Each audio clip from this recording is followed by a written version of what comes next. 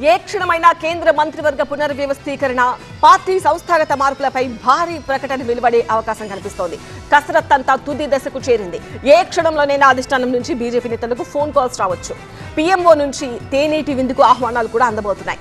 ఇంతకీ తెలుగు రాష్ట్రాల్లో ఎలాంటి మార్పులు జరగబోతున్నాయి? 2027లో జరిగే రాష్ట్రాల అసెంబ్లీ ఎన్నికల్లో క్లీన్ స్వీప్, 2029 లోక్సభ ఎన్నికల్లో సూపర్ మెజారిటీ.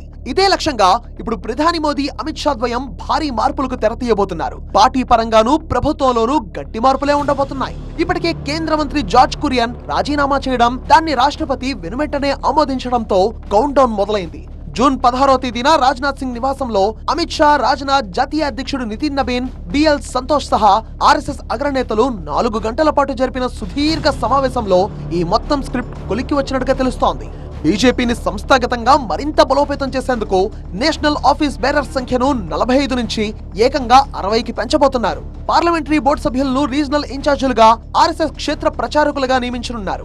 జాతీయ అధ్యక్షుడిగా నితిన్ నబీన్ ఎంపికయ్యాక 5 రాష్ట్రాల ఎన్నికల వల్ల ఆలస్యమైన నవీన్ కొత్త టీం ప్రకటన ఇప్పుడు కేబినెట్ మార్పులతో పాటే ఒకేసారి రాబోతోంది.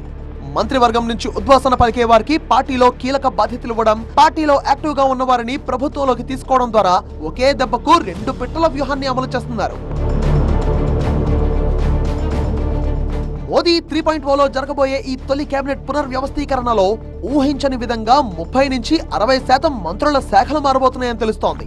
కేవలం పనితీరు, వయస్సు మాత్రమే కాదు, సామాజిక సమీకరణాలు, యువత, మహిళలకు అగ్రతాంబూలం ఇవ్వనున్నారు. ముఖ్యంగా 2027లో ఎన్నికలు జరగబోయే ఉత్తరప్రదేశ్, పంజాబ్, ఉత్తరాఖండ్, గోవా, మణిపూర్, గుజరాత్, హిమాచల్ ప్రదేశ్లతో పాటు మహారాష్ట్ర, పశ్చిమ బెంగాల్, దక్షిణ భారతంపై కూడా అధిష్టానం స్పెషల్ ఫోకస్ పెట్టింది. యూపీ ఎన్నికలను దృష్టిలో పెట్టుకుని ఓబీసీ, ఎస్సీలకు అవకాశాలు భారీగా పెరగనున్నాయి. పాలనలో సరికొత్త ఉత్సాహం తేవడంతో పాటు ఆర్థిక సంస్కరణలో ఉపాధి సృష్టిని వేగవంతం చేయడమే ప్రధాని మోదీ ప్రధాన లక్ష్యం. ఇక్కడ ట్విస్ట్ ఏంటంటే, ఈ మధ్యకాలంలో ప్రతిపక్షాల కోటలను బద్దలు కొట్టి ఎన్డీఏకు మద్దతిచ్చిన నేతలకు బహుమతులు దక్కబోతున్నాయి.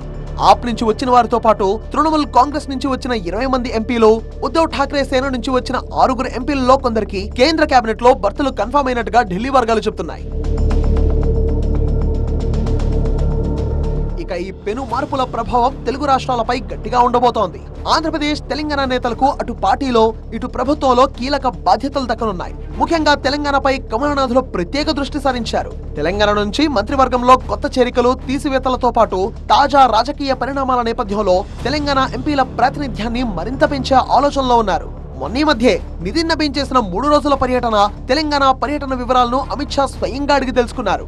రాష్ట్రంలో ఏ అంశాల్లో పార్టీ బలంగా ఉంది, ఎక్కడ వెనుకబడింది అనే అంశాలపై ఆరా తీశారు. తెలుగు రాష్ట్రాల నుంచి సీనియర్లతో పాటు యువ నాయకత్వాన్ని జాతీయ స్థాయికి తీసుకెళ్లనున్నారు. గతంలో మోదీ 2.0 కేబినెట్ విస్తరణలో 12 మంది మంత్రులను తొలగించి 30 మంది కొత్త ముఖాలను తెచ్చిన ప్రధాని మోదీ ఈసారి అంతకంటే పెద్ద ఎత్తున మరింత అగ్రెసివ్ గా మార్పులు చేయబోతున్నారని తెలుస్తోంది.